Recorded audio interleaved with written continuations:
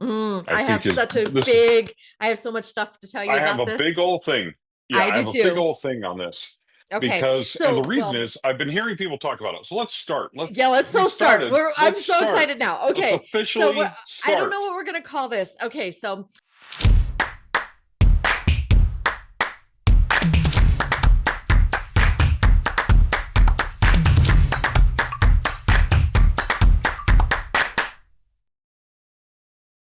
welcome to Pros Talking Pros. I have no clue what we're going to talk about. Well, I know what we're talking about, but I have no idea what we're going to call this. Yeah, it's going to I be, don't have and a good title. we don't Human have a versus title. AI, Yeah, maybe. we're just going Human to talk versus about AI. this human I don't versus know. AI. Well, yeah, we'll figure it out, Uh, but we'll figure out where but this anyway, it's goes. yeah. But Troy and I are kind of on fire for some reason. I don't know why. Usually AI doesn't really light me up the way it does today, but I read the most, and maybe it's because the artisan's way is in my brain, and like there's some stuff going on in my brain right now Hmm. that's firing off. But and then also some of the Oh yeah, I got a manuscripts I've book. been reading. Yeah, so some of Yeah. the things I've been Okay, I'll doing, show and that in like a it, minute. so it kind of just it's firing off right now. So I don't Yeah. usually get so excited about AI, but today I'm going to. So Yeah. welcome to Pros Talking Pros. This is Troy Lambert. I'm Stacy Smakovsky. We are, all things author focused. So we're going to stay usually in creativity and craft and business of the author. So, if you're here looking for answers as an author and you're not sure like how you want to run your business or what, you might be working on something creativity wise, like here, you're in the right spot. But today we are going to talk about AI and how it relates to and how it's innovating the way that we are thinking and reacting and responding as authors in this world.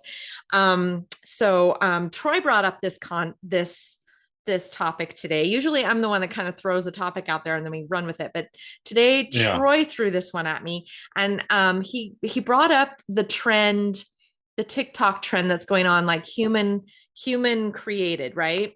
So can you tell me a little? Yes. Why don't you? I did So not go yeah, down that rabbit hole. Fill me in let me on explain this. this a little bit what's happening. So Okay. from the beginning, there's been a divide of AI that Mm-hmm. is made up of, in my opinion, there's three different camps. There's the all in, all AI people. I'm going to write with AI. I'm going to edit with AI. I'm going to do everything with AI. I'm going to do as much as possible with AI to get words on the page as fast as possible, to get published and to produce quality work at the same time. Right. So this is the quality AI people. I'm not talking about the slap it together, have AI write it, have AI edit it people.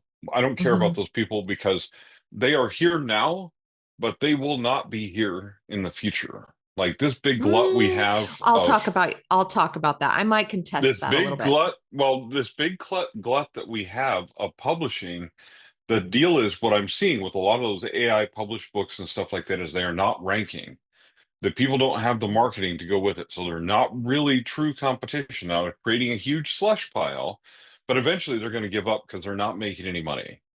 Okay, Mm-hmm. that's just the way. If you don't know how the business side of writing works, as well as the writing side, you can create as many words as you want with AI, but if you don't know how to sell them, it doesn't matter.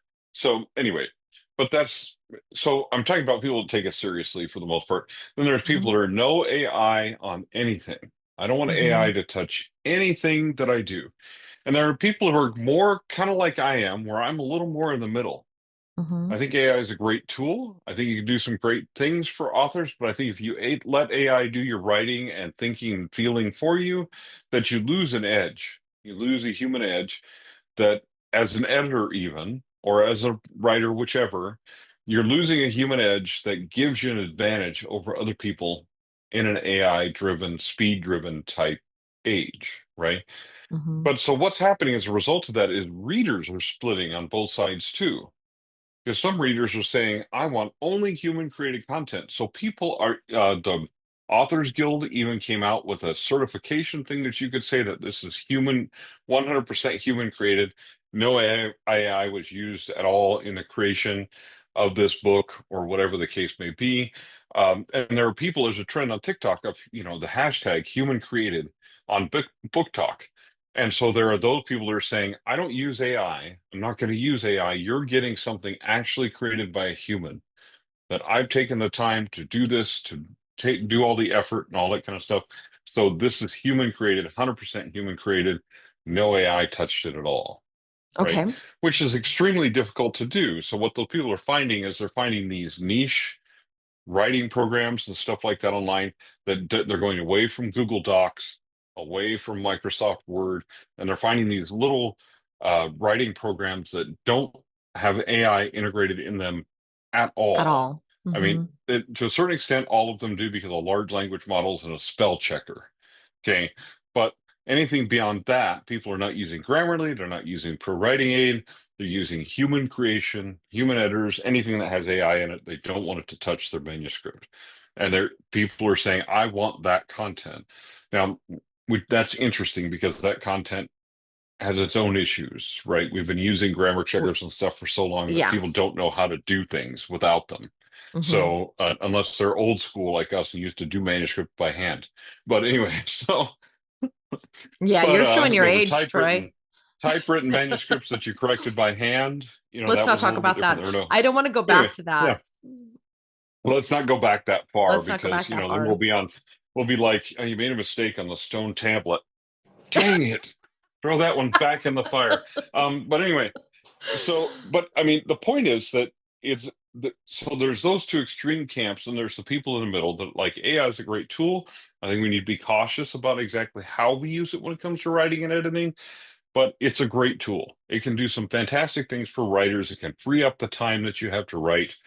For editors, it can speed up some parts of your Hmm. process, which allows you to focus on the human elements of the plot and the Okay. story and the So character arc and the development. this is And where so I want to like, ooh, time, this takes our time for doing silly things like telling you where a comma goes.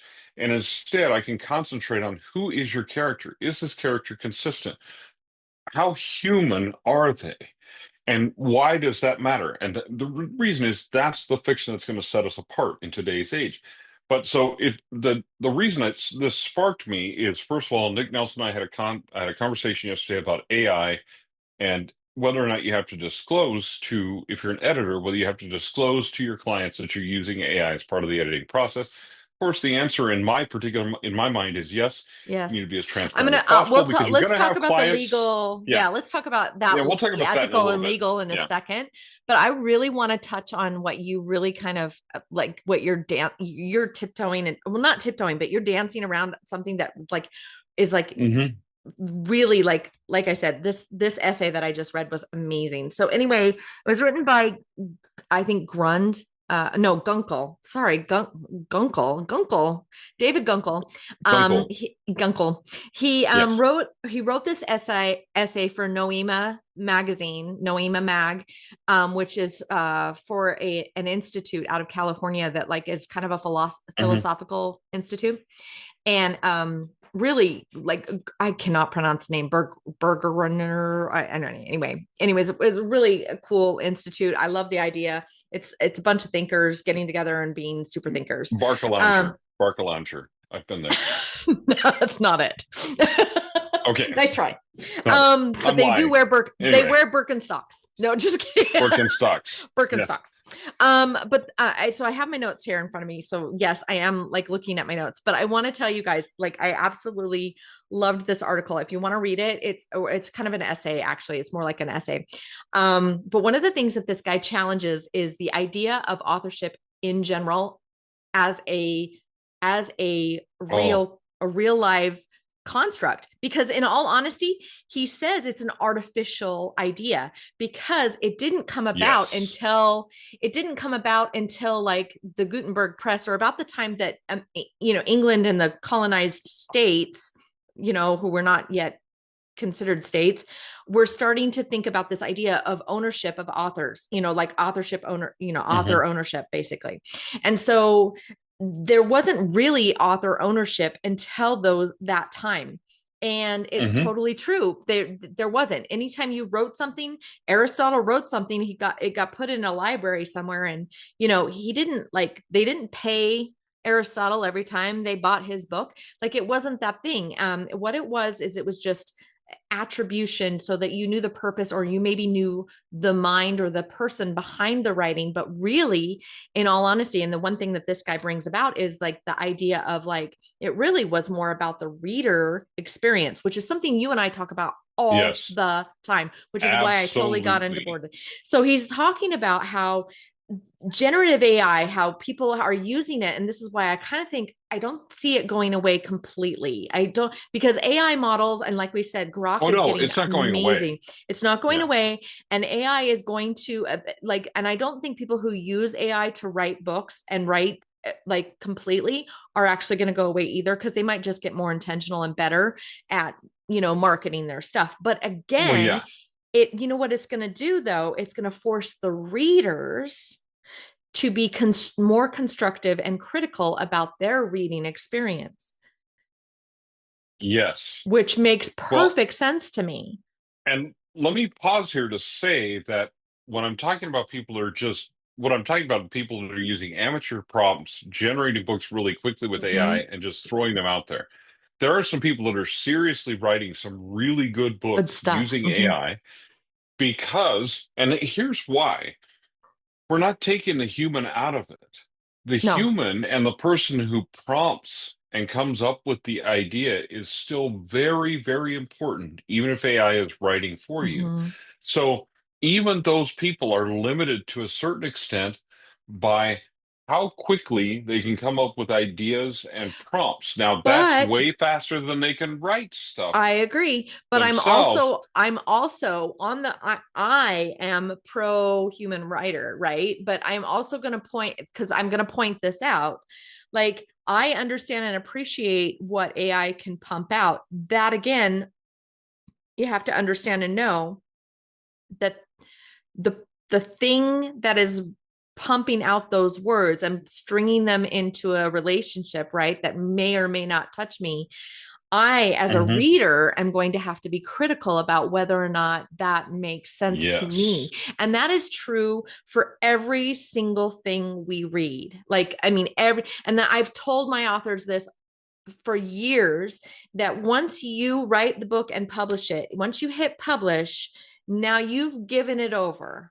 Like, you have to be willing to Hmm. let go of um the emotional bond that you've created with it, so that you can let the reader then interpret it their way. And that's why you don't want to give all the show, you want to show don't tell. You want to like give your reader Hmm. the benefit of the doubt. You want them to have that experience, because if you try to tell them and fill it all in for them, you're not giving them that Hmm. chance to experience your words. And that's the difference between, I think, the intention of the author as opposed to the intention of an Hmm. AI.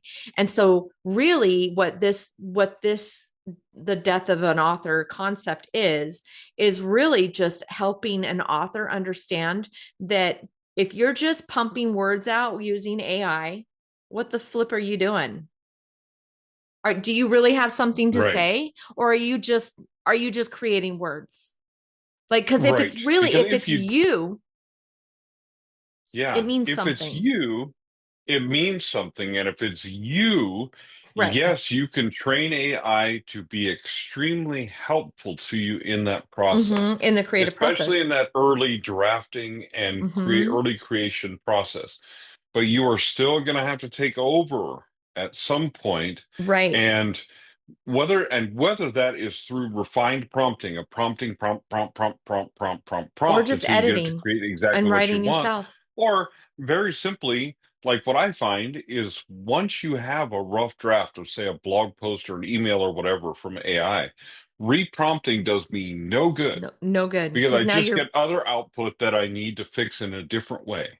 So at hmm that point, it becomes up to me, the human, to edit that. and And make to it me, that Troy. process is faster than trying to reprompt an AI to make meat. Now, there are some people doing some amazing things with prompting and models and stuff like that are creating AIs that sound very much like them.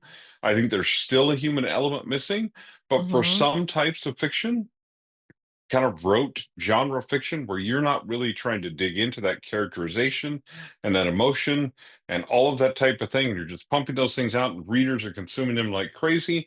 Yes, you'll be able to do that You'll be forever. fine. Yeah, you'll be able Um, to do that. But is AI, it but really, AI, and is it you? is it Because you? part of me, I like the creation process better Mm-hmm. than I like the prompting process. Mm-hmm. So I like the drafting process. Now, some people don't, and they'd rather do the revision process and take that lump of clay they've been given by AI and shape it. Wonderful. Go forth and do wonderful things. That's great. That's awesome if that's what you want to do. But Mm-hmm. either way, the human element is super important. But I Right. just find it fascinating that there are the camps that are like, I am all in AI, and the camp that is like, I am like everything else. We have two extremes. And if you are a part of the no AI camp, first of all, life is very difficult for you because AI is everywhere, It's in for one everything. thing. Like Whether we I whether called we like it or Verizon not. today. Yeah, I called Verizon today and I wasn't going to get past the AI Mhm. operator. Like they were there. Well, and I like what Monica Leonel said about it in one of her Substack posts the other day. She goes, "Here's the reason I won't argue with people about AI." She goes, "I don't get super fired up either way. I don't think you should create everything with AI, and I don't think you should create nothing with AI. I think AI is Right. just a tool, kind Right. of like I'm talking about." She thought, but I won't get fired up about this whole legal thing because the truth is, whether we believe that the training of AI was stealing of our work or not, they've already done it. They've already gotten away with it. The courts have held up that they have the right to do it. So fighting that battle Well, is we'll talk about that in a pretty second, but useless. Well, well, I think most of those cases will fail. That's my personal opinion. I've talked to a couple writer friends of mine who used to be lawyers. I think that for the most part, the difficult part is you can't say that if it spits out exactly the same thing. If you say, write me a book like Hemingway, Old Man of the Sea, and it gives me Old Man of the Sea, that's plagiarism. right. But if it doesn't, it gives me a variation of that that's written in Hemingway's voice. That just means it was trained, which is the same as someone going to school and studying Hemingway and writing like him. Well, right, but So I mean, we that which is not illegal. again, It's not illegal. we'll It's talk about the unethical, but legality not in illegal. a But anyway, yeah, yeah, I we're know. going to talk I about know that I'm because I jumping do have ahead, but some I I get did fired do up. a deep dive on that. Yeah. But I But just yeah, back to this idea about, about the author and about the nuances and things. Do you think then, Troy, do you think AI will ever be able to, because I have a personal opinion about this and I will tell you what it is, but do you think AI will ever be able to replicate the human experience and the nuances of being a human as far as like our human experience, I don't think like anytime emotional soon. depth? Now, here's AI will never truly understand that. Will AI be able to replicate that so it seems like it does? Mm-hmm, I think the answer to that is probably yes. mm-hmm. Now, I think that's going to require a strong human behind it when Right. it comes to the prompting and the things like that. Um, but I think that it's going to be very possible for AI to simulate that. Now, AI will not really truly understand that, but because it cannot live as a human, it cannot really experience things as a human. And it's interesting when you're talking about authorship and ownership because the Mm-hmm. way people like that were supported back in the day was they were very respected as scribes and things like Mm-hmm. that, and that they had the ability to bring these stories to life. So people wouldn't pay them directly, like, here's money, give me your book, give me a copy of Right. your book, mainly because copies of books were so rare. Mm-hmm. But they had basically benefactors and people who Mm-hmm. would pay them to write the book initially. They'd say, I want to hear this story, or I want to see this play put on the stage. So I want you to write it. And they would Mm-hmm. give them money ahead of time. So it was a very different system, but it's still there was a monetary aspect to it, but it was much, much different, and the profession itself was much more respected. Now, Mm-hmm. when you say you're an author, especially in the United States, they're like, you're one of many. Who Yeah. cares? And then when you explain to them, okay, 80% of people want to write a book, 2% of people actually do it, 2% of those people actually do it, and the Actually number of people that publish. make a Yeah. living at writing is infinitesimally smaller. So if you're actually making a living as an author, you're a rare, rare bird. You should be pretty damn proud of it, actually. Right, But, exactly. and it should be a fairly respected thing, but it's just not. It's People just are like, oh, not. you're still doing that writing thing, stuff like that. It's just like teachers and other professions in the United States that worldwide in the rest of the world, they're very respected. In the United States, it's just treated like a trash profession. It doesn't really matter. Hmm. Which is really, really sad because it does matter. It makes a difference. People, somebody And I writes think everything actually you it read takes, every I day. think it's a But lot anyway, harder to do than a lot of professions out it is. there. That's the thing, and it requires a lot more knowledge and So harder. constant education, and Yeah. all the kind of things that we talk about. But so I don't. Do I think AI is going to replace that entirely? No. Do I think AI is going to have the ability to sound like that and create something that's passable as literature? Maybe, Maybe. So maybe once this it's is learned what I'm enough. thinking. So Yeah. then that's my challenge then to everyone out there to understand and know is that okay, if that's the case, if this is the way the direction that things are going and who know, I mean like you said, like it's just getting better and better. We started off this conversation talking about the level of Hmm. learning that's happening and the astronomical leaps and bounds that Grok has taken just in the last 6 months. But one of Hmm. the things that I personally want to know and I want to challenge authors out there to remember and think about is one, the intention and the purpose behind what you're writing. If you're just like you said, Troy, if you're just throwing stuff out into an AI and you're just having that mass generate stuff to publish a book every month, then okay, then but own that as your gig. You really the author? Well, actually no, because legally you're not. The US Supreme Court of Appeals or the US Court of Appeals has upheld the fact that if AI Oh generated yeah. your manuscript, if you had that more than 5%, I think it's even of your manuscript, it is not copyrightable. The Copyright Office will not uphold your copyright if you had AI generate that. Sorry. So you don't own it. You don't own it. Hmm. So if somebody stole it from you, there's no repercussions. It's not yours. Hmm. So there's that. But also, why are you doing it? Why are you doing it? It really, I mean, if you're just doing it because you want to say you're an author, then well, you're lying to yourself because you're really not, in my opinion. That's my opinion. I know it's strong, and I'm sorry if I've offended anybody. But if you have literally written a book using AI and put it out there as with your name on it, you're not an author. I know the amount of work that goes into writing a book, and I'm sorry, that's crap in my opinion. You're a shyster, and that's a really strong word, but it's true. And I know how hard Troy writes, how hard it take how much work it takes for Troy to write. I know how hard it is for me to write one chapter. Like I literally been working on the same book for 4 years. It's because there's intention, there's heart, there's feeling, there's craft behind that. There's there is nuance, there's emotional impact, there's all those things that I have in the words I'm putting on paper. And that you Hmm. cannot, as much as AI can copy, it can't think up my feelings and emotions and the collective Stacy that I have become over my lifetime. So that's the Hmm. thing that I have to express fully here is that no, in my opinion, AI is never going to upend or usurp the human experience ever. Well, It and can copy it, but it so can't usurp it. there's two things. It can imitate, right? But it cannot have the experiences that we have. And this goes back to Mm-mm. the woo-woo part of writing that we talked Right. about, Right. right? Is like that as authors, whether we want to or not, subconsciously, we are putting pieces of ourselves in every single thing that we write Right. because that's the way human storytelling goes.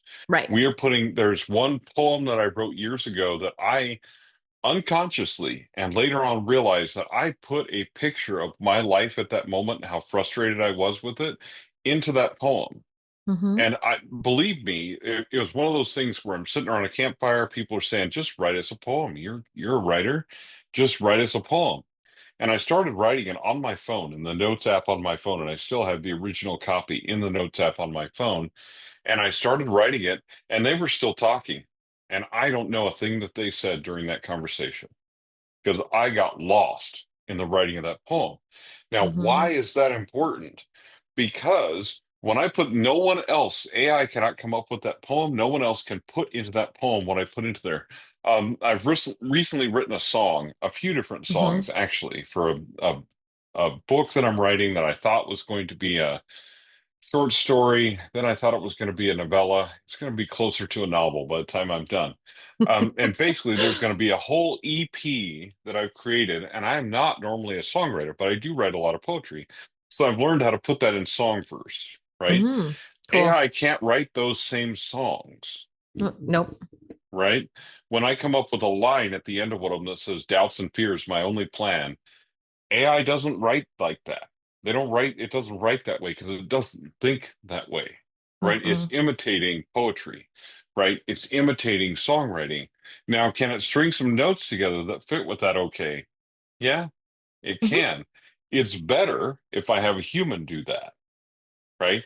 And I'm going to get better results. I can get okay sounding results and okay lyrics out of AI, but is that what you want to be known for producing is stuff that's okay? Right.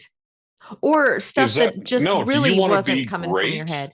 Yeah. Or do you want to, and do you want it to be that personal aspect? Because part of what we're going to talk about, we're going to talk to Johnny Truant next week. Yeah. Hopefully, he hasn't answered About my the, email yeah. yet, but about the artisan way and about the human aspect of this writing Mm-hmm. and making a connection with your fans. And the way you're going to make a connection with your fans is sharing yourself and who you are. And fans are going to show up because of you, Right. not because of whatever your book's about, not because of whatever your story's about, but because of you. Exactly. Now, I mean, in my opinion, can you use AI to market that and build those fans? Absolutely, you can. Sure. Mm-hmm. You know, with some human intervention, you don't want to just create your emails with AI and send them right out without looking at them. Oh, don't please That's don't going to do that. produce some Right. disaster for you. But you can do some of that. And AI can certainly help you, but AI cannot replace who you are. And that's who fans are going to show up for. Right. In the old days, that's who those mentors and those benefactors, the reason they showed up for Aristotle was because of Aristotle and the way Mm-hmm. he thought and the way he wrote and the And the way way he he expressed challenged the ideas. readers to think about their own lives. That's the other, like I said, Yes. it's all about like the reader and their experience as well. And it's really difficult for a machine to replicate or create a situation where it really kind of pulls in emotion. I'm going to point this out. There was I love following the behavior panel. I probably brought them up before, but I love those four guys. Scott Rouse is probably one of the funniest dudes ever. But I'll sit there and I'll listen to those guys for days. And one of the Next to things that me. The yeah, funniest guys yeah, next to me. next to you. Yeah. So one of the things, hi Scott, if you ever like see this, hi Scott, love you guys. Ah. Chase, you're amazing.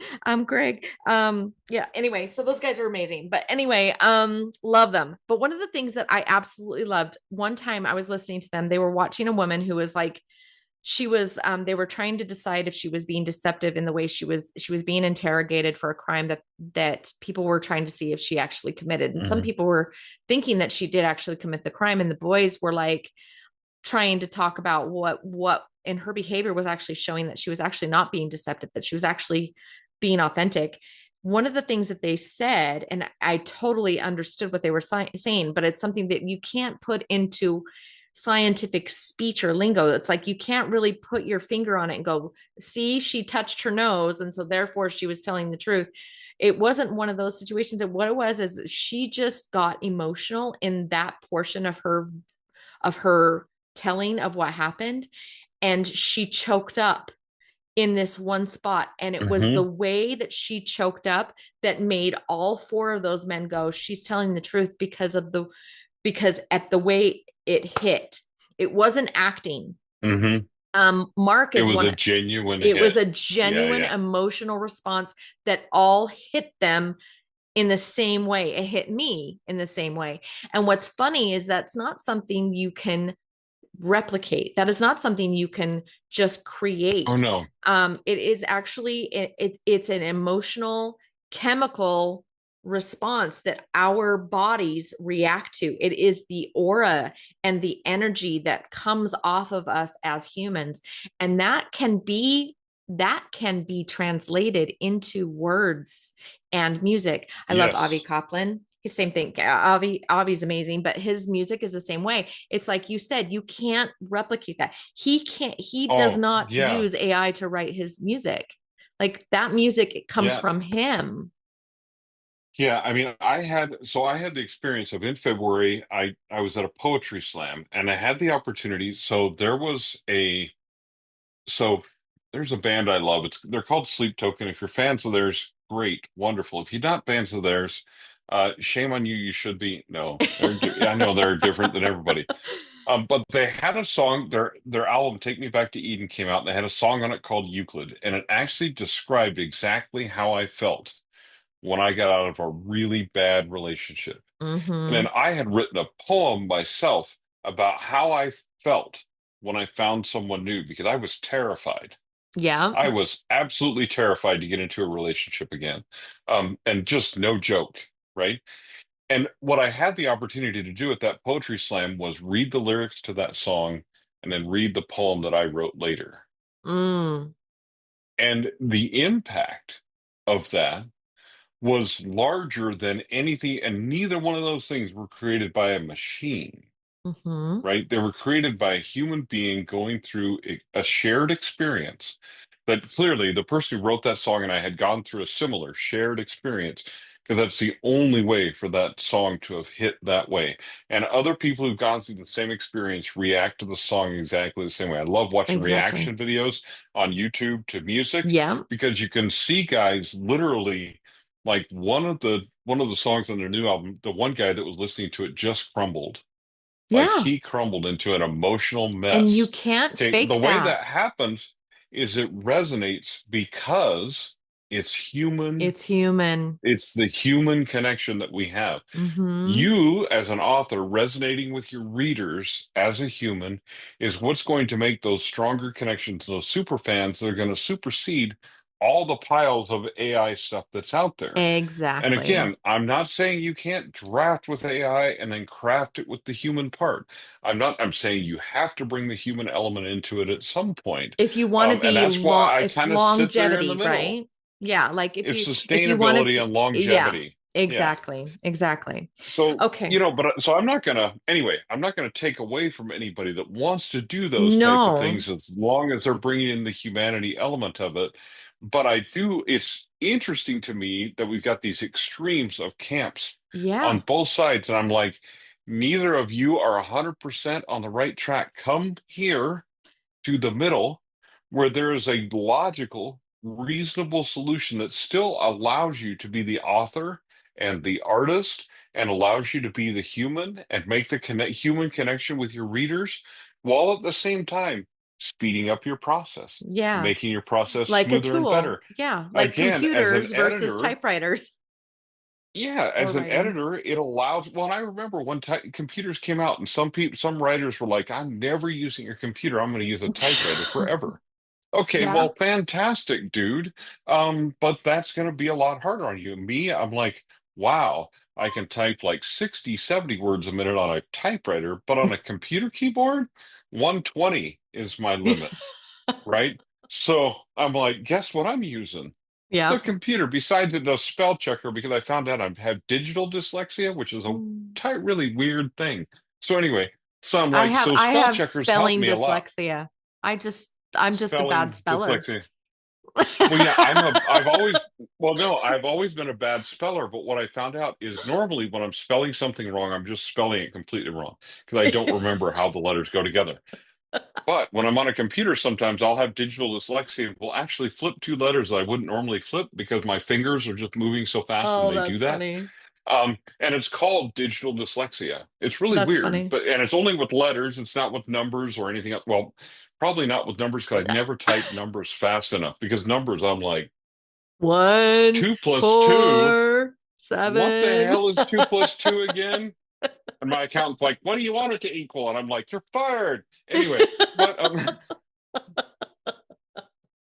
anyway, Oh, that's bad. sideline there. But anyway, what I'm saying is, this AI is a tool that I think is here to stay, Yeah, it's here to regardless of stay. what you feel about it, regardless of what you feel has happened to it or how it's been trained. It's here to stay, and it's a tool. And you as an author can choose to use it or not. You as an editor can choose to use it or not. Now, whether you should tell your readers or not Okay, that you're yeah, let's using, get whether into or the not you're ethics using of that. AI. Yeah, let's get into So the ethics here. I have one author friend who I completely disagree with, but I kind of see where he's coming from. But he's just, Hmm. again, this is a moment when he's taken to an extreme. He said, "What I've promised my readers is I'm going to give them a book, a thriller about this, right? And I haven't specified to them whether or not I'm going to use AI or not. So it's none of their business how I created it, as long as I created an enjoyable book that they like to read." He Mm, said, if I create an audiobook for them, I sell an audiobook. I never say whether it's digitally narrated or whether it's narrated by a person because it doesn't matter. They agreed to give me $6. I gave them an audiobook and I never disclosed to them how I created it because it doesn't matter how I created it. I mm. gave them an audiobook in exchange for money. I feel like that is a little bit borderline I think that's kind of ethically, shady. especially especially because of this human created movement. Hmm. If those people get a hold of your book and your audiobook and determine that it is not human created, you could get slaughtered. I would rather be of the type that says, no, I don't use AI to narrate my books. Or there are two audio editions of this book. One is digitally narrated. If you listen to it on 2.5 speed, and you don't give a rip what the narrator sounds like. This is perfect for you. However, there is this human narrated one as well, right? And I want you to know that this is an investment in this human narrated one. It is different. It is definitely higher quality than what you're going to get with the AI, at least at the moment. Um, that type of things. Although 11 Labs is getting pretty amazing. But anyway, so either way, but I think you need to disclose whether or not you used AI in the creation of those things, because I think it's unfair to those people who are extremely anti-AI who could end up getting your book even if they found that they enjoyed it. I don't think that then you're going to go, aha, see, AI is awesome. And they're going to go, yeah, you're right. No, they're probably going to crucify you because you lied about whether or not you used AI. So, me personally, ethically, I think you need to tell your readers if you're using AI. I Okay, think that's well, just fair. I agree with you. I'm of the camp, and I'm gonna share some things that the Authors Guild and some others have like put into place that will help you as an author as you're going through this and navigating this. But TikTok's proving trend, like the thing that this whole author 100% human created or whatever. Hmm. I understand the reasoning behind it. However, I'm going to go back to I'm going to go back to my this essay that I talked about, the death of an author. Um and he made a really good point in that essay, which I am going to reiterate here, and that is, how do you know? In all honesty, how do you know? Other than an author saying that they Hmm. did it, human, an AI can say that too. An Mm. AI can say that too. So here's where I stand on this. Honesty is a big deal for me. I detest liars. In fact, if I find out you're a liar in my camp and you've lied to me, I have a very, very difficult time ever trusting you ever again. Like Hmm. it's one of my, okay, never again. Hmm. So you've burned the Hmm. bridge. So, and I'm somewhat gullible in that I assume that everybody has the same idea. So most of the time I Hmm. get lied to a lot. But when I find out that you lied to me, it's over. I never trust you again. That being said, which makes me also very cynical and very gullible at the same time. It's really a difficult dichotomy, but it's something I live in. So it's here it is. Yeah. But here's where I'm at.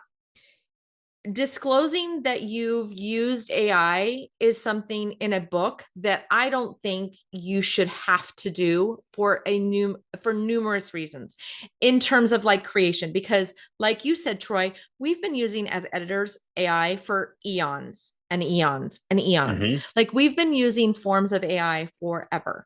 So is anything different for me? No. I actually use the same tools today that I did 10 years Hmm. ago, and they're just getting better and better so that my clients get better and better books and we have fewer and fewer mistakes. Good job. Hmm. But at the same time, there's still very much the person, me and my editors like you behind that whole process. And so Hmm. there are still like those nuances. However, when it comes to narration of a book, I'm like you. And here's something I've noticed when I spend a lot of time, way too much time on YouTube. When it comes to like my free time, it really is a bad thing. Like I'll sit and I'll pop an ear pod in and I'll listen about the gossip of Meghan Markle for hours while I'm playing Candy Crush on the Oh, couch going to sleep. I know, right? It's so bad. But anyway, I'm sitting there and I'll do that. Meghan And Markle and Candy Crush. You just took a small piece of my soul and stomped it under your heel. it's Anyway, usually go about the on. time that I'm Do trying to tell go me to more. it's when my brain, when you don't want to think anymore. It's like that oh, I'm turning my brain off and turning it to When you're mush and done going with to that, bed. I have a story to tell you, Okay. and it's a Well, true story. it Okay. is just, I know it's a guilty pleasure. I just admitted something about No, myself, it's but okay. It's literally, okay to have the guilty pleasures. Here's why I don't understand that. So, here we go. God, this is confession time. Holly, if you watch this, I know you don't usually watch our podcast, but don't tell anyone anything else. Anyway, so, but I tend to be a person like when I fall asleep, apparently I'm still working. Oh yeah, my And husband I too. don't Oh, I drives don't me realize crazy. it. So I don't realize that I'm still working. I'm dreaming about work. I'm dreaming about some Mm-hmm. story that I'm writing, whatever the case may be. So anyway, so the other night I fell asleep. Like her and her sister were talking. They're up talking, and it's really late anyway. So I'm like, I fall asleep on the couch, and apparently in my sleep I was typing. Like I was moving my hand like it was on a keyboard. Like I was not Candy Crushing it. I apparently was getting some extra words in while I was sleeping. I'm like, my hand was like, she's like, it was freaking hilarious. I do things like that when I'm asleep. Like when I was writing those songs, I'd fall asleep humming. She's like, you're humming in your sleep. I'm like, what are you talking about?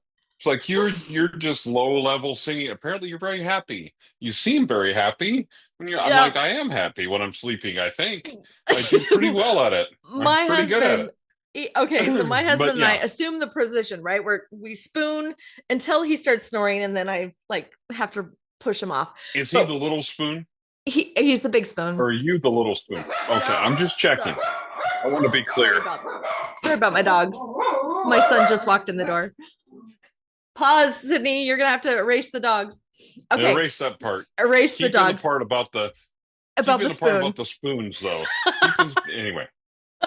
Okay, so big spoon, little spoon. And usually there's some cuppage, like he reaches around in cuppage. Well, the problem is my husband's a diesel mechanic. And so once in a while, he's still turning off some bolts. He'll still tightening nuts. Oh, and Oh, like there have been multiple times where I've had to like full on, like come unglued, like start pounding him to get him to stop because he's still working. And so, yeah, he'll work all night yeah. long. It drives me crazy, but He's you fixing a men and motor. working, Yeah. yeah, it works. But Well, anyway, and I mean, yeah, anyway, it works, it's great, it's fine. It's just funny because when you say that, like guilty pleasure watching YouTube, well, like my guilty pleasure is apparently getting another 2 pages typed. That's yeah, my guilty no, pleasure. mine I is don't know what just, the hell. But anyway, mine yeah, is it's trying fine. to But stop. Like it's trying to purge because if otherwise I don't go to sleep, my brain will keep think. So I'm trying to not yeah, think anymore and mush, like I prefer to go to yeah. mush. So anyway, that's my mush. So because it literally doesn't take any brain power to listen to that idiot's stuff. So anyway, So that's my thing. Well, anyway, while I'm sitting there doing that, oftentimes I'm scrolling through. I told that we went off on a major tangent there. I'm scrolling through different YouTube Yeah. videos, and but what happens is that I can tell instantly if it's an AI narrator, and because Yep. there's four main voices that most people are using. There's four voices. They're Hmm. circulating through them probably because of the They're best the free ones. ones. Yeah, they're They're the free, free ones. and they're the free best ones, right? The best of the Hmm. free. And they're and they what'll happen is you'll get through 1 minute of the video and then it recycles. It like says the same things over and over again. It'll repeat Hmm. sentences, and it'll happen like for 30 minutes. You'll be listening to the same thing over and over again. And a couple times I've actually Hmm. gone to the end of these videos to see how many times. One time I counted, it was 7 times. It said the same sentence 7 times in Hmm. that freaking video, in a 30-minute video. I was like, that is absolutely ridiculous. So, just so you're aware, I totally agree with you. When you use AI to narrate, you should disclose that because it gives me a freaking headache. But, Well, but yeah, and well, go ahead. Go ahead. but I was going to Um, say, but in the written word, if you're using it for editing, or you used it for content creation, or if you used it to help you get out of a, out of a writer's block, or if you used it to help you figure out an empty scene that you needed to insert into your book, in those cases, I don't think that you necessarily have to disclose that, because hopefully, like, you yeah, did what Troy and I said, which is you injected your human heart into that writing and right, did the necessary fixing. But ultimately, right, like, it's the listening part that really gets me, I think. So I would say yes, yeah. on an audiobook, it's better to say, yeah, I used an AI Well, narrator here. and if you generate, like for instance, you can generate a pretty decent nonfiction book of some types. It's going to be pretty hollow as far as depth, but you Yeah. can create a pretty decent one using AI, right? But I still think you need to disclose that. You are right, and then when you get into long form, it gets repetitive. The other thing is your brain, and it's been proven in studies that your brain can usually tell within a minute, even if it's a really good AI AI, voice yep, you can tell. and digitally generated voice, like the ones that are done by 11 Labs, with some exceptions. There are some exceptions when we clone voices. That's a Mm, little bit different. AI different. is very good at that. When it clones a voice, it's much more difficult for you to tell. But when it's just a straight AI generated voice, your brain can tell within about 30 seconds if it's an AI voice or a human voice doing narration. Now, and I mean, the reason I say that is so if you're using 100% AI to create a nonfiction book, I think you need to disclose that. If you're using Hmm. editing tools, but you're still introducing your human Yeah. element and all that kind of I stuff, you don't have to tell anybody whether you use Grammarly or ProWriting 8 or whatever. yeah. And if you want to go to that 100% human created books that are not using Then any AI at okay. all, But it's be challenging for them you to better create be good true books, that you're but saying that, because I don't yeah, but the it author better be real in saying that. So, yeah. and there's really no way to check. Yeah. Honestly, They're there's really really not a way to that's check. my other point. There's no way to really check. Now, and the other thing, so I want to bring up a book because this is actually a really great book by a really great educator, and it's similar to the essay that you're talking about. So if you're really confused about AI and how it should work in the world, there's this one Oh yeah, that's by yeah. yeah, John which Warner. I talked to you about before, John Warner, Yeah. an educator, and it talks about how to think about writing in the age of AI. And the other thing is that there have been studies that have proven that the more you allow AI to do your thinking and like your coding and other things for you, the Hmm. more you allow it to do that, the weaker those synapses in your brain become, and Yep. the less able you are to write. So even with marketing copy, I'm telling writers, go back, look at the blurb, redo it, relook at it, even if it's a really good one created by AI, see where you can improve it, because that keeps your brain thinking and you remember and you understand the things about your book. Now, creating images and video. AI is getting very, very good at this. Now, you may disagree with how it was trained, and there we can talk about that when we talk about the legal part here in a minute or so or whatever. But it's getting very, very good at those type of things. And I'm just the way I feel about that is as long as you're using AI to generate images that are for something you would not normally pay an artist to do, Right. then it's fine. In other words, you're not really taking work away from someone. You're not, it's not something you can use stock photography. That's great. There's a lot of free resources for stock photography now, and there's getting to be more of them all the time. And then there Mm-hmm. are resources where you only pay really a reasonable amount, deposit photos and stuff like that. Mm-hmm. Um, get the AppSumo deal whenever it comes around, where you're paying reasonably for stock photos. So you can do things with stock photos and then some manipulation in Photoshop or whatever to create some pretty good stuff. But still, even if you want to have AI create photos for you, as long as you're doing it in my mind, like I'm not going to pay somebody, I'm not going to commission somebody to illustrate Facebook ads or Facebook posts for me. It's never going to happen. I'm going to use stock photos or AI photos every time, right? Right. And more stock photos that you're finding are actually generated by AI. Yeah, It's pretty yeah, they are. interesting. You can So tell you really too. can't get away from that. You really can't get away from that either. Mm-hmm. But anyway, so all of those things, like you don't necessarily have to disclose that. And those are things that can make your marketing and your writing process absolutely easier. That is wonderful. There are some great programs that are producing some fantastic images. I understand the ethics about the training and stuff like that, Mm-hmm. and those things remain to be worked out, especially when it comes to art and video. But right now, like I'm part of a beta group that's testing a way to create short story videos using AI entirely.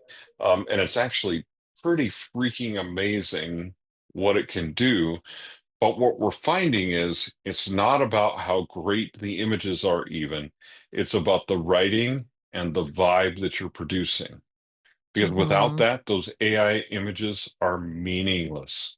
So it Right. really does come back to that whole humanity and writing thing.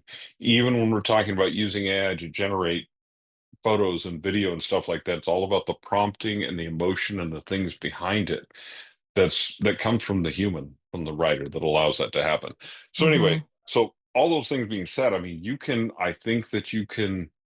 I think that the saying 100% human created on everything is, first of all, I think it's really hard to prove, and it's actually really hard to do.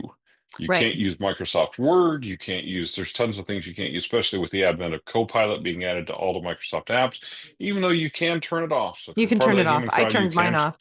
you can turn that off. I don't like Copilot in I hate it. I I don't turned it like off. Copilot in Word. I don't think it's a. I use Pro Writing Aid. Their integration into Word. The Copilot one is wrong so often.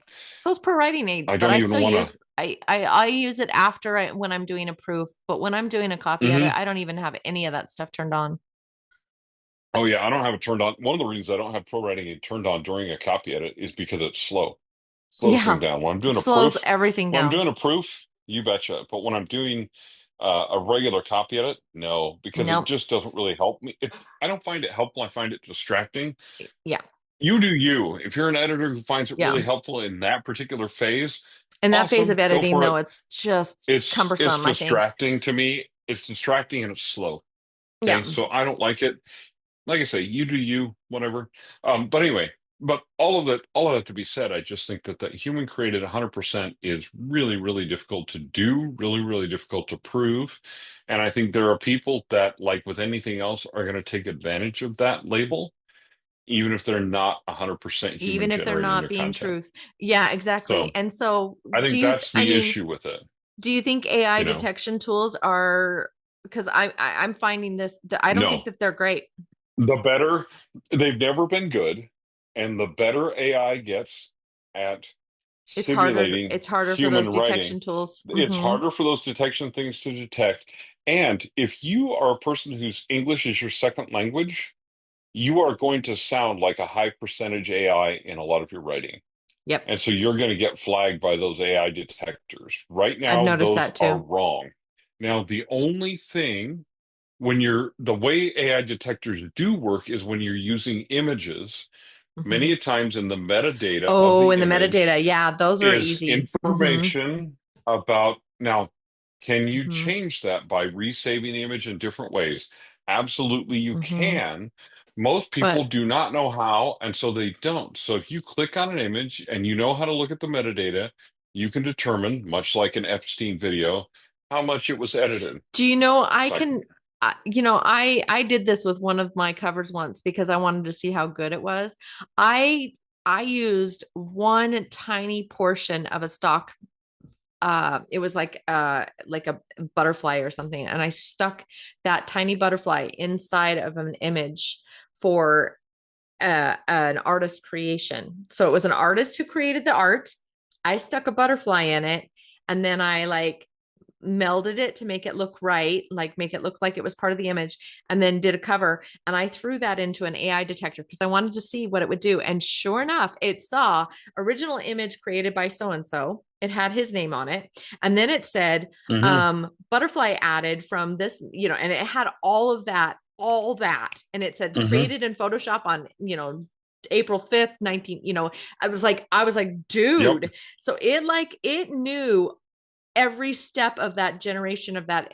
So like Yeah. that AI detector for the images, there's two that I've seen that are like top notch. The hmm writing ones, you're right, they're very flawed. So it's difficult because if you're saying you're 100% AI and somebody threw you into an AI detector and then said, no, you're not, it, you know, that AI That may or detector is may really not be cruel, true. but also you've just thrown yourself up there for the scrutiny of whoever thinks they found you out, Well, so it's and kind of here's just, here's the other part. I With don't say do that. photos, there's a lot of metadata attached to them naturally by the programs that create them. Right. However, as of right now, we don't do that always with documents. Now you Mm-hmm. could, like you Yeah. could with Word and things like that, you could.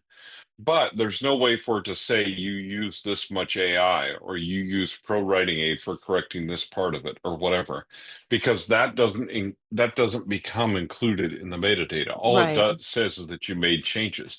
The metadata in a document basically says who created it, when they created it, and if And when it someone was else made altered. changes to it, who Mm-hmm. made the changes to it It and can when that also, and happened. it can say You also know? which IP address it was originally created onto. I know the FBI Right. uses that.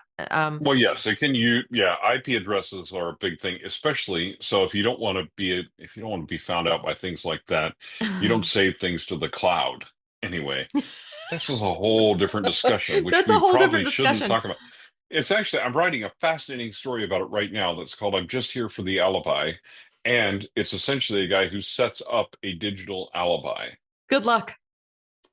Oh no, it's very effective if you know what you're doing. Okay, I want to read it It's because I very could probably effective. yeah, I want to see if I can punch holes in it. Because yeah, I'm all about Oh that. yeah. hmm Okay, so let's talk about the legal, legal implications and the Well, industry implications. And it does kind of segue from this whole like 100%, I'm 100%. Um, let's talk about that.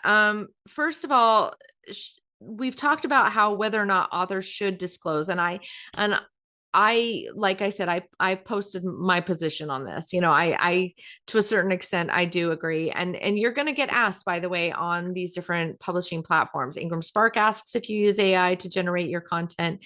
I know KDP asks if you're using AI, and they'll break that down even further, like to what extent. I think Ingram Spark's questions actually break it down as well. They want to know how much. And the reason is because, like I said earlier, the U.S. Supreme Court, not Supreme Court, but the U.S. Court of Appeals, they actually ruled on this and said that if it's AI generated, it is not copyrightable. So that these platforms want to make sure that you understand and that they understand where you sit in terms of the copyright hmm laws, and what the legal implications of you being on their platform could mean for them. That being said, I should also as a publisher, and when I say as a publisher, a publishing agent who helps authors publish, there are some things recently due to the recent ruling in June, actually, that are gonna make an impact on my contracts going forward, and actually on the copyright pages that I'm going to generate for my clients as well. So basically, we know that 5% of your book or less can be AI generated without having any kind of like copyright, copyright issues. But if more than 5% of your book is generated using copyright, it is now not copyrightable. Okay. You are not the copyright owner on that book anymore. So be aware that means heavily edited, post AI generated. Does that make sense? So, like, if you created Hmm. something and you created a rough draft, if you are going in there and heavily editing it to the point where now it is definitely your voice coming through and you just use that as kind of like a guideline, you don't have that problem. But if you took a chapter and you had, you know, out of 10 chapters, you had 2 chapters created with AI and you didn't change them, then that's not a copyrightable book anymore. So keep that in mind. Um, so when you are as a publisher, these are things that I'm planning on including in my contract now, that I'm going to make sure that my clients understand and know that if they're generating more than 5% of their manuscript using I have informed them of this copyright law and that they are not going to hold me in any way, shape, or form um, liable if they are called out for that. And they are disclosing to me that they didn't do that. So if they did, I'm not going to work with them, you know, and because that's going to just be my rule. I mean, not every publisher is going to do this, but if they created more than 5% of their manuscript using AI, and like we have a client right now that did a significant amount of editing, he said, with his manuscript, which I'm going to assume that it was edited, not written by AI. But if he discloses to me tomorrow that it was written by AI, then I might have to, rethink the way we work with them going forward. But that's going to Hmm. be something for me personally that I want to include in my contracts, and be aware that many publishers, especially larger publishers that are very aware of this issue, and many small presses that are becoming aware of this issue, are adding this to their contracts. So we want to Yeah. protect the publisher's integrity, and we want to protect our author's integrity. So that's why we're including these in Mm, our contracts. yeah. Because one of the things is if you can't copyright it, so what a publisher actually owns most of the time that gives them their value. And this is why it's so hard. If you give up your rights to a publisher, as long as they keep your book in publication, it is very Mm-hmm. difficult to get them back. Right. Because having a digital book available is now considered to have your book in publication. It used to be Right. if your book was not in print beyond a certain point, they couldn't retain your rights. Or you contracts have much more limited clauses than they do. They don't anymore, especially with traditional publishers. But what they really own there is the copyright, the intellectual property that is your book. What this is like so things become part of the public domain after a certain number of years, Right. right? Some companies like Disney have been able to appeal certain things, but certain things not. So now Winnie the Pooh, we're seeing a bunch of Winnie the Pooh crazy spin-off things Oh yeah, because Winnie the Steamboat, Pooh Steamboat. became, Yeah, Steamboat Willie is yeah, now in the public domain. Yeah. yeah, all that kind of stuff, right? So these Mm-hmm. characters have become in the public domain, which means anybody can write about them. They were not before they were copyrighted, right? But Mm-hmm. after a certain number of years. So that's what's called a public domain book or public domain work or public domain character, right? It's in the Mm-hmm. public domain. Anybody can. So I can go publish an edition of War and Peace if I want to. Right. And I can do all kinds of public domain books as a publisher because nobody owns that copyright anymore. So if I slap a Mm-hmm. different cover on it, slap different formatting on it, whatever the case may be, I can publish those books all day long. Now, how By much the way, if money? you're interested in We're doing not that going to kind go of down. thing, I know there's some people that actually do that as far as a racket or add content to their, like publishing packages, or like, Hmm. they'll add stuff to their, oh, you can get this version of the book. Yeah. You're getting that from the Gutenberg project. It's online. You can go on there and Hmm. you can find all kinds of books. Anyway, just Hmm. FYI. But go But on. but what this is like is So creating more than 5% of your book with AI, because the way the copyright law is written currently, and Mm-hmm. provided that you disclose that and they can figure out that you wrote more than 5% of your book with AI, what that's Mm-hmm. like is writing a book into the public domain immediately. Right. Exactly. It become a public domain work immediately, and anybody can create a variation of it, can reprint it, whatever the case may be. Right. Publishers cannot have that because that totally violates their entire business Right. model.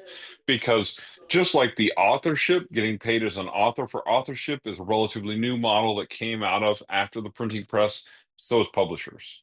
Right. Same. Publishers getting paid for people's works and keeping a percentage of an author's work and using that to market it supposedly is a really, really new model, right? Right. That's really a modern type of thing. So anyway, but what they really own is your copyright, the intellectual property. If there is no copyright, there's no intellectual property for them to own, and your work has zero value to them. Well, that isn't going to work as a business model, obviously, because they Mm-hmm. that's how publishers make money is by having that copyright. So Mm-hmm. just that's a thing to understand. And you as an author, if you technically don't own the copyright, well, then technically anybody can reduplicate that work, anybody can reprint it, anybody can use your And characters yeah, you without your can't make a permission. claim for it. It's not your intellectual property because Right. it was created by something or someone else. Yeah. So Something that's not just human. That's the it's qualification. something to Something consider. not human. Something to Mm-hmm. consider. And really, the thing is this: if you don't disclose that you're using more than 5% of your of AI written material in your book, well, then if you get found out, and AI detectors might become better, we might start putting more Yeah, metadata there into might be files, things like metadata. that. Yeah. Mm-hmm. Who knows, right? And if there is, and that becomes an actual thing, well, then you're going to find yourself maybe without a career Right. because all of your stuff just become public, Right. right? Now, how much are people going to care about that? That probably depends on how big of a name you have, et cetera, how good your stuff is in the first place, et cetera, et cetera. But it's Mm-hmm. just possible that you could lose it all, and in that particular case. So I mean, it's just a word of caution from the courts Yeah. as far as the copyright of things is concerned.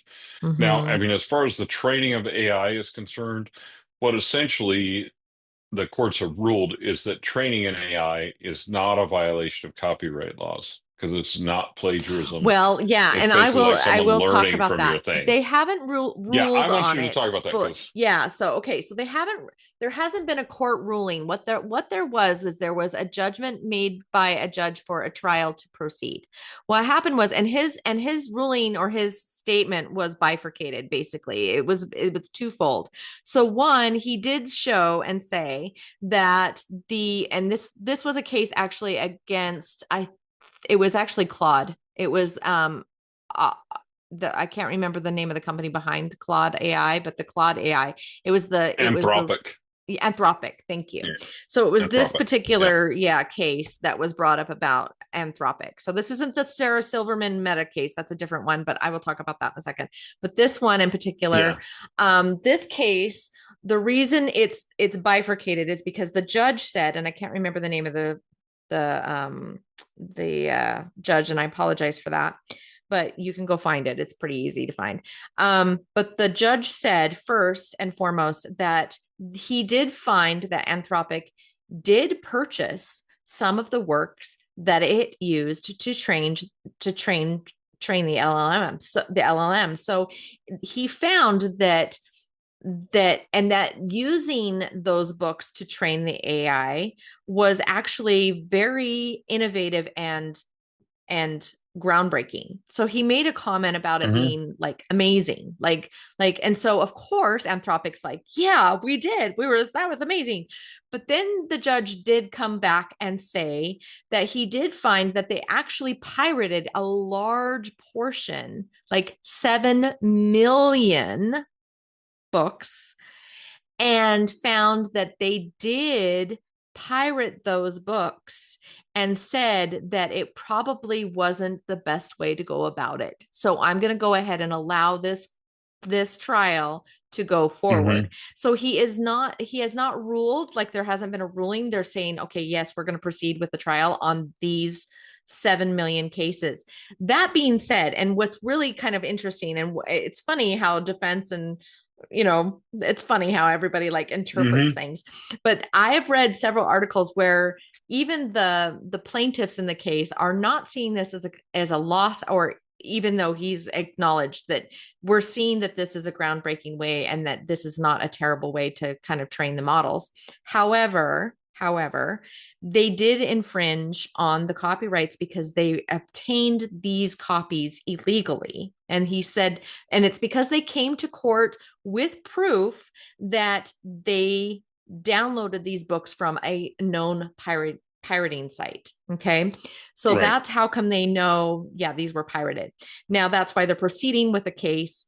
It's going to continue on. This court case has been scheduled. But anyway, what's really interesting about that is the plaintiffs in the case are going, this is not a loss. This could still be a win, because the Copyright Office, when I don't know if you guys know this, but if they actually ruled, and there's no way, I cannot see a judge ruling this way because it would be insane. But if there was a win for the plaintiffs in this case and they actually won this case, they could, like, the winnings in this is amazing. I did the math. It's 150 up to $150,000 per infringement is what you could Hmm. like win for 7 million books. The number, Yeah. by the way, is like $1,050,000,000,000. Like, there's no Yeah. judge in the world that's going to make a judgment for that kind of amount of money. However, there is probably going to be some kind of ruling that's going to come down and say, I mean, this is kind of what I'm foreseeing, and who knows, I could be completely talking out my butt, but I can see a judge saying, you know what, if an AI um company wants to come out and train their LLM, and they have to do it legally. They have to legally acquire the rights. Are they going to have the same kind of Hmm. deal as probably like libraries where they can buy, like for X amount of money, they Oh, can have I mean, maybe, I yeah. don't know.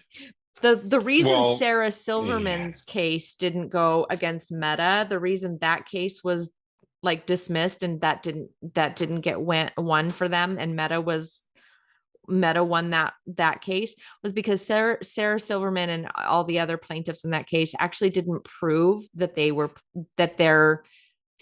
their income was impacted by the theft. Right. So that's another It's ruling that could it's the determine this other same. one. It's the same as pirate sites. In order to Yeah, actually sue them and make any, what you have to do is prove that they sold right. enough books or people downloaded enough free books that it actually impacted your income. And the thing is, usually those sites are terrible and they're really set up to, you know, Yeah, but you load can malware on your how do you computer. prove that? You How do can't, you the problem prove is you can't. you can't? The problem is you can't prove that they impacted your income enough. And this is going to be the case, I think, with the Yeah, same thing with that's what I'm Claude as thinking well. too. Because yes, 7 million books, but and the other thing is the only way you can truly prove it in court that they did it, even though they said, yeah, we got them from this popular pirate site, is if they did it from a torrenting site where it actually downloads cookies information down to their And I computer think, where and I you can think, see. I think that's why he's Um, saying we're going to proceed with the trial and see if that comes out, because is just that's to going to be see one of if the that things. comes out. Hmm. Because yeah, there's a friend of mine I've been following who's been following all these legal cases, and he said, here's the problem. It really, what they did technically is not any more illegal than you pirating a movie. Now, if you pirate 1,500 movies and burn them onto DVDs, which we used to do in the old days off of a torrent I site know or Sega whatever, still does it. the FBI Stupid. technically could investigate you and fine you $25,000 for each of For those. each one. Hmm. How often did that happen? Almost never. The only time it happened was when people brought them down from a torrent site, they burned them onto DVDs, and And then then they sold them. sold them. Hmm. Because then you can prove financial harm, because then you can prove you took money away from the movie company and put it in Right. your own pocket. But if I'm just downloading them for my personal use, there's really not much you can do because you can't prove that I profited from that. Yeah. You're The like, only this thing I guy can do is downloaded call all you a these creep. DVDs. Yeah, you can say You're you're just a an jerk. unethical, dishonest person. Well, really, what it comes down to is that what the AI companies have done so far is unethical, dishonest. Yep. They're kind of You jerk guys were offs, jerks. right? Yep. They're kind of jerk offs. But is it illegal enough? And did it impact my income enough? Because like my books were on that meta case, my Yep. books are probably on the Anthropic case too, Yeah. right? Right. Now, if they're going to give us $150,000 a piece for the books that are on there, I hope six of mine are on there, and I don't need that movie advance. Fuck you, Hollywood. I mean, Bleep sorry, that, Sydney. Sydney, edit that out. Edit that out. Anyway, whoops. That it was too much Yeah, it's natural okay. Troy came out there. But anyway, but I mean, you know what I mean? Like, Yeah. if they're going to pay, but the likelihood that they're going to do that is not much. Probably if the judge rules, he's going to rule you have to pay all those authors for their books. So I'm going to get $6. Right. Okay, Exactly. awesome. Right. Yeah. Great. Yay. That's yay, big deal. Which part of me says, like, if you're an AI company, just buy all those books. Some of them are $4 a piece. Give the author four Some of them bucks and are then train your 99 AI. cents. Some I of them know, are 99 cents. train your AI after you legally obtain those books. Right. Right? Right. It's really not that hard, and you're giving the authors $4 a piece. There's also a thing that one of the author organizations was trying to do. They were trying to negotiate with publishers and say, hey, if you're going to use these works to train AI, we need to pay the authors. Right. Right? You know who rejected that offer? Hmm. The authors. The authors that were part of that experiment where the AI Wow. was going to, because they said, I don't want my books to be used to train AI at all. And I'm like, guess what? Your book's going to be used to train AI anyway. This It's was just going just to be a pirated. path for you to get paid for it. And now Yeah. what you did was rejected the path to get paid for it. So now they're just going to pirate them Now anyway. they're just going to And pirate too them. bad. Your books are going to be used anyway. It doesn't matter. Yeah. So you know what I mean? Like there's this dichotomy here of in the legal aspect of this that's there's a whole bunch of BS going on around it. But the truth is, it's just like pirate sites. You can play whack-a-mole and find 50 pirate sites a week that have your books on them and try to knock them all down with what is that? D, there's a name, there's an initial for it of these things that you basically, it's a cease and desist thing. You send them to tell them to take your books down. Oh, yeah. But Yeah. Oh, yeah. I can send 50 of those a week, or I can keep writing the next book. Yeah. I'm not It's sending like, 50 of those a yeah, weake. It's not going to happen. It's like it's not going to whack-a-mole. happen. They take down the site, it pops up somewhere else with a new name, same number of books, same thing. And like I say, most of the time people are downloading books from there, getting a nice piece of malware to go with it, and That's true. whatever. Or tracking software to track them for advertisers, whatever the case may be. Yeah. Whatever So the case anyway, may be. whatever it is, it doesn't matter. But because you can't legally, even though what they're doing is illegal, there's really no teeth in any action that you can take against them legally. Right, So, right. So you know, ultimately, I mean, it's really just more or less just as far as the legality of things, I will say this. There's ways to protect yourself going forward because of the way these rulings are going to go, and because of the way that authors are trying to protect themselves. Will this make a big dent? Not. It's going to be like everything else. There's a reason there's a lock on your door. Is it going to keep somebody who's really determined to get into your house from getting into your house? Probably not. I mean, you know what I mean? But it's a hmm. deterrent, right? You lock your gate because you don't want someone stealing your trash cans or whatever. Oh So yes. here's what you do. Here's the lock on your gate. You put a disclaimer on your copyright page that says author let me read it apart. For avoidance of doubt, author reserves the rights and the publisher has no rights to reproduce or otherwise use my work in any manner for purposes of training artificial intelligence, blah, blah, blah, blah. So you can Hmm. kind of have this no generative AI training use clause on your copyright page. Does it make your copyright page a little longer? Yeah. Do you think it's really going to stop people? Probably not, but it's a deterrent. It's a deterrent. Hmm. So I mean, can you shorten this and just have it kind of like a short, simple phrase that says, I do not give permission for AI to use my book to train, whatever. Fine, put it on there. But that's probably going to be your best bet or your best way to make sure that if you do in fact find it later, you can say legally, I had this on my copyright page at the time of publication. And I'm now finding my book on this AI platform, cease and desist, if you guys were actually going to go after that. Um, so just FYI, going forward in a way that is, responsible in this new age of, whatever, you can add that to your copyright page. Yep. Do you have any thoughts Well, about that? there's one more thing that's happening, and I want to offer it with a word of it's great security, but with a word of caution. Mm-hmm. So Cloudflare has come up with a thing now where Mm. you can prevent AI bots from crawling your website Oh, cool. Interesting. because it's not so cool. It's what it's designed to do is give a pay to play type thing. If you as an AI want to crawl my website, you have to pay me Well, to wait a crawl minute. it. Yeah, because Google uses AI bots to crawl and put you in Google rankings. So yeah, if you do that, you're They losing out on do, that kind but of stuff. they're not, they're just doing it to AI engines like Gemini, Oh, okay. ChatGPT, Claude, all that type of Gotcha. thing. Here's the Hmm. problem.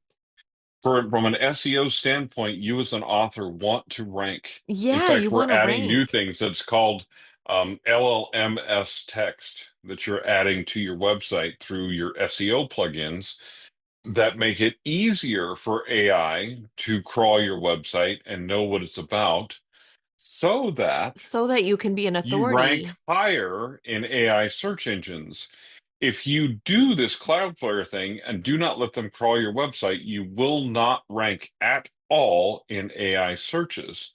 That's My interesting. suspicion is that if you do all of the protective things, all the DRM and all the protective things Hmm. around your books, that your books will not appear in AI search results. Well, I Which wouldn't going say it was forward, digital rights media. I don't think that's going to be it because that just locks you well, down no, per that along with platform. your, but But that along yeah, with your, if you have a copyright clause that says basically this cannot be used to train AI, the AI can say, fine.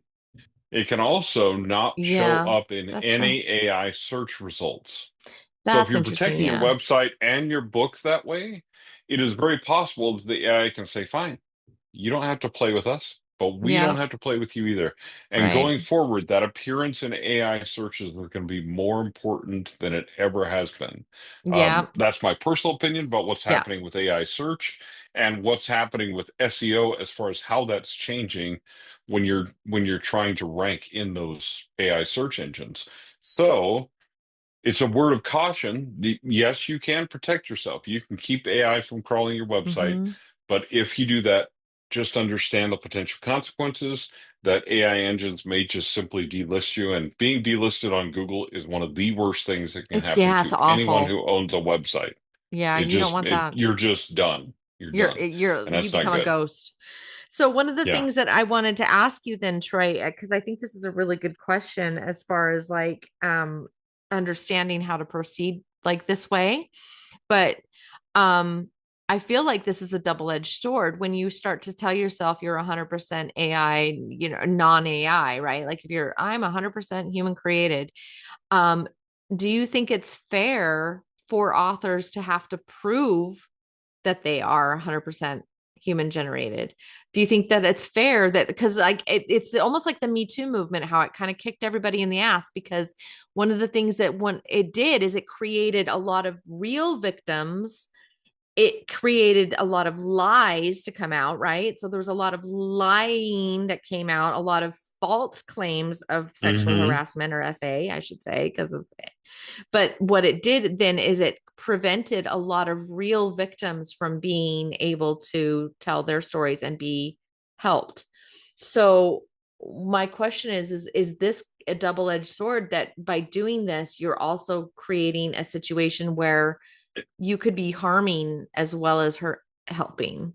Yes. Okay. Here's the problem with all of these systems work fantastic until you Mm-hmm. introduce humans. Mm-hmm.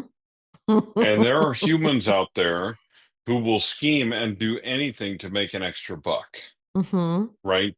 And so you're going to bring in some people who are going to falsely claim to be 100% human generated.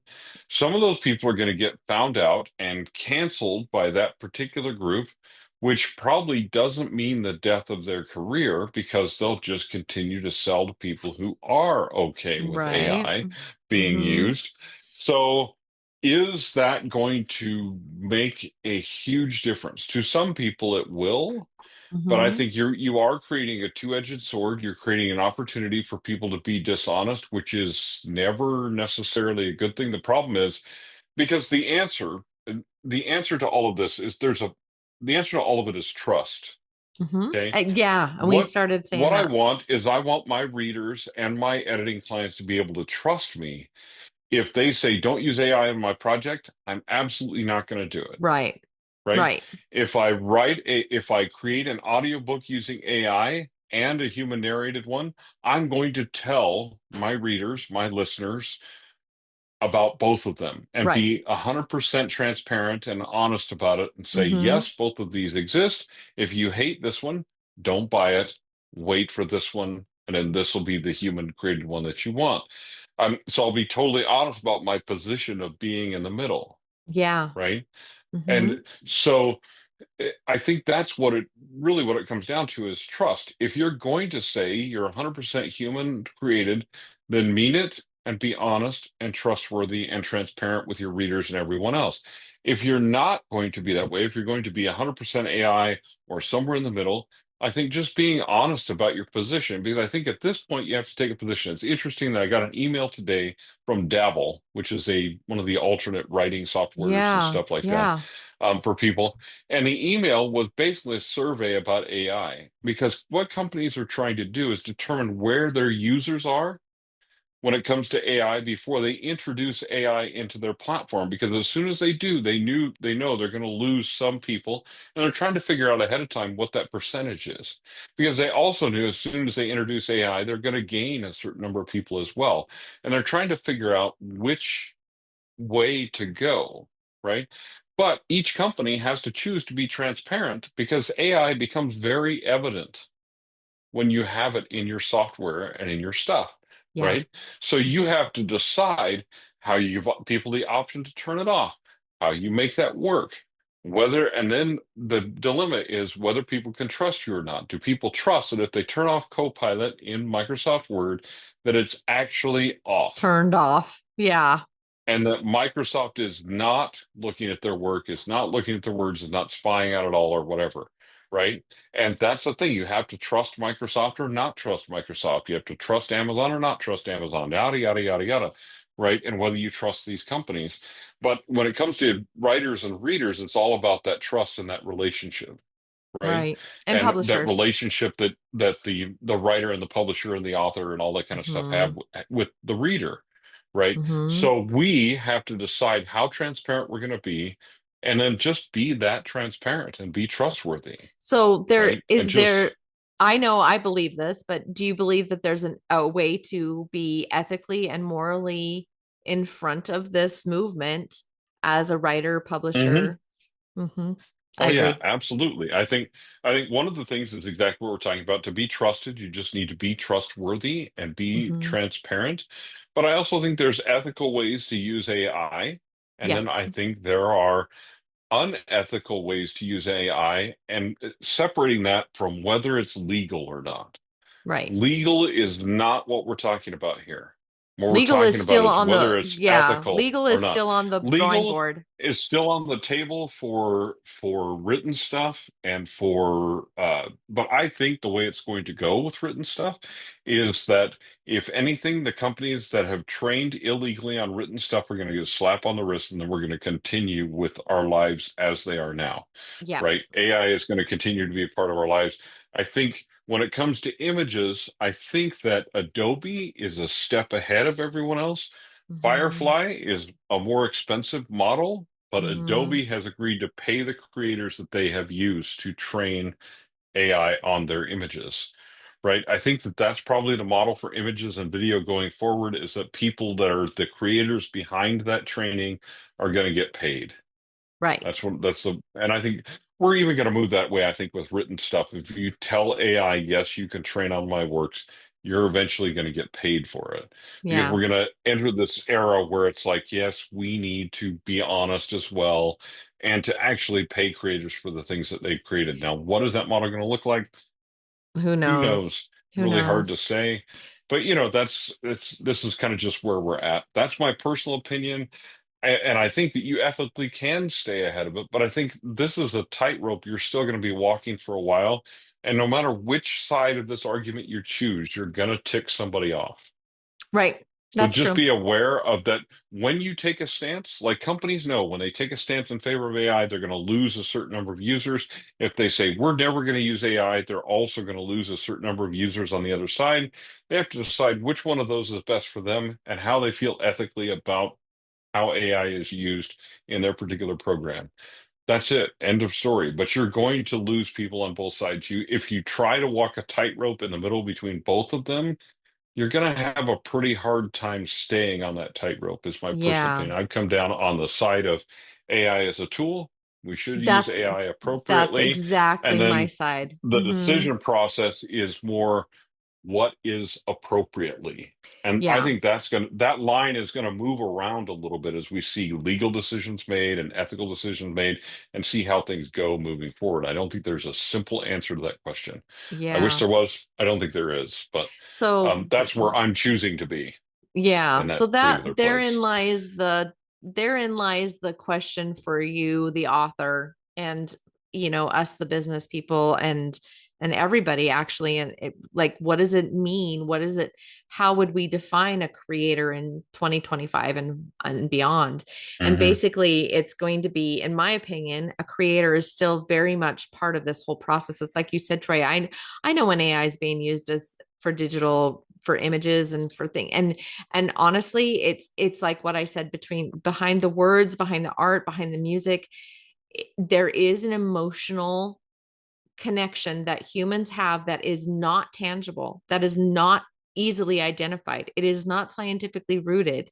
It is something that exists in that woo woo, or that ether that Hmm. exists between all of us, and that we were all once part of the same star that exploded, and we all are all made of that stardust. And in that, there is some degree of like energy that Hmm. reverberates between us, and that exists in a way that we cannot put our fingers on it, and a machine cannot duplicate.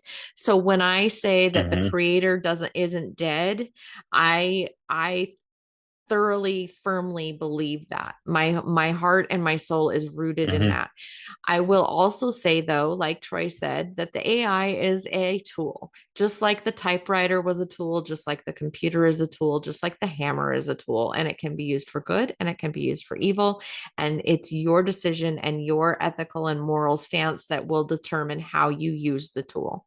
Um, Personally, I have lines in the sand that I've drawn that will allow me to stay in line with my moral code, which is that my heart and soul is with that creator, and I want them to be able to do what they can to help influence and make this world a better place. And that's where I'm going to be. But authors should know that their human voice is really what really sells the book. And just like what Troy said Hmm. earlier, where it's like, these guys that are just pumping out books, and I mean, we'll talk about this with Johnny later, but those guys that are just pumping out books and pumping out books and pumping out books just to get them out, and using AI to do that, to just dredge out this nonsense just to have words on a page to sell on Amazon. um Troy's right. I don't think that they will last. I don't think they will. But those who put intent and purpose and heart and soul behind it, Yeah, there's probably they're going to absolutely. probably stay, because we will There's going to feel be a that. place for those people. There's going to be a Yeah. place for those people for sure. And I would consider those people authors. I mean, Right. they're taking a draft, a lump that's been created by a machine and making it into something human. Absolutely. That's not to discount that at all. It's just to say Right. that this movement, that movement in the middle of these guys that are just pumping stuff out like crazy, is, yeah, I don't think It, it'll last because I don't they think don't it'll have the last. marketing chops to go with it. But anyway, No, and but people can I tell when will, they read something like well, that. that's what, Yeah. yeah. And I will also say reader beware, reader be critical. Like, I mean, in all honesty, I think this is going to be great because it'll bring back some critical thinking skills because you're Hmm. going to have to question, We hope. We yeah, hope. question what you're reading and who created it. And I love the way that this guy ended this essay. I want to quote this because it was so good. I loved it so much. He said, and that's the point. He says, you have no way of, he goes, wait, let me start here. He says, LLMs do not threaten writing the figure of the author or the concept of truth. They only threaten a particular and limited understanding of what these ideas represent, which is one that it is itself not something naturally occurring phenomenon. It's not a naturally occurring phenomenon, but the product of a particular culture or philosophical tradition. Instead of being Hmm. misunderstood or understood as signs of the apocalypse or the end of writing, LLMs reveal the terminal limits of the author's function, participate in a deconstruction of organizing principles, and open the opportunity to think and write differently. And he goes, but then Hmm. he says, but don't take my word for it. Who or what am I? What authorizes me to assert and exercise this kind of authority over text? How can you be certain that everything you just read is the product of a human author and not something generated by an LLM or some human machine hybrid? You have no way of knowing for sure. And everything that could be done to resolve the suspicion, like pointing to my name, listing the details of my biography, or even having me add a statement asserting that everything you have just read is 100% genuinely human generated content, will ultimately be ineffectual. It will be so mainly it will be so mainly because an LLM can generate the exact same thing, which is to my point earlier. No matter the assurances, there will always be room for reasonable doubt. And that's the point. The difficulty has to be assumed that unique to LLM generated content, that we have words without knowing for sure who authorizes, who or what authorizes what is being said through them, is already a defining condition of all forms of writing. This, and he says Hmm. this essay included, the LLM form of artificial intelligence is disturbing and disruptive, but not because of its deviation or exception to the condition. Instead, it exposes how it always was fiction. So strong. I was Hmm. like, and that's how I knew this was actually a human writing that, because I was like, dang. But again, Yeah. it's one of those things where you have to kind of realize it's a construct, it's something that we have to understand, and it's the intent of the author. You guys are the ones that change and move human thought and feelings and emotions, and a machine can't do that. So really, in all honesty, challenge your readers to think about what you're writing. And if you're just writing for writing, then you're not doing that. Hmm. It's the humans behind, it's the intent behind what you're writing. It's when you have something to say. And if you have something to say, then why are you having a machine do it? Do it yourself. You're so much better than the Yep. machine. So that's my For final sure. thought on it. That's a good So way to end this thing, for sure. yeah, yeah, you're always better than the machine. Rise again. Yeah. What is it? Rise against the machine. We should like Rise end against the with, machines. yeah, we should Yes. we should end with that Little song. insert a little Terminator theme Yeah, here a little there, Terminator Sydney. there. Yeah. But There you go. anyway, yeah, so it's crazy. But anyway, yeah, this was a really great topic. And I love and I think it'll really lead into Johnny Truant because it's Yep. I agree. I so think it leads good. right into what we're going to talk about with Johnny about the artisan's way and Yeah. thinking of a writing career differently. And I think Mm-hmm. that's really important. And at Yeah. this time of stage of things, it's really important. It's really important. But It's anyway, really important. Yeah, such a good topic. Good job. I think I'll yes, have you generate topics more often. Lit a there fire you under go. my You butt. never know.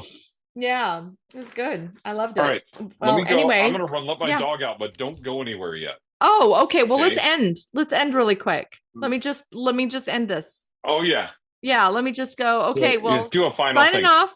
Yeah. Subscribe, whatever, and we'll see you next week. Troy, see you next See you week. next week. All right.